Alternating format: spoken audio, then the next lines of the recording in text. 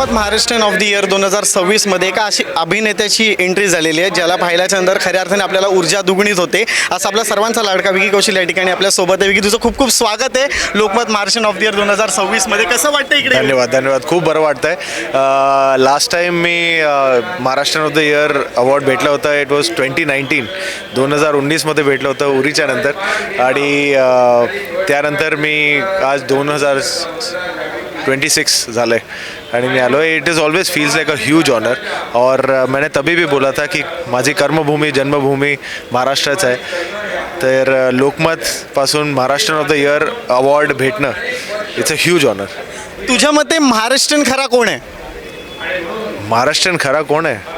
महाराष्ट्रामध्ये जन्मलेला आणि जो छत्रपती शिवाजी महाराज को दैवत मानता हो महाराष्ट्रीयन आहे.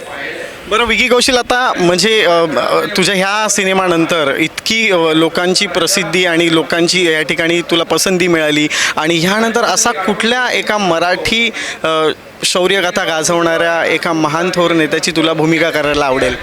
अरे बाप रे, बहुत सारे नाम हैं. ऐसे तो बहुत सारे नाम हैं, पर मैं वेट करूँगा कि कोई ऐसा कुछ हो जैसे अनसंग हीरो हो. जैसे मैं हमेशा तभी हम बोलते थे कि छत्रपति शिवाजी महाराज पूरी दुनिया में सबको पता है, बच्चे बच्चे को.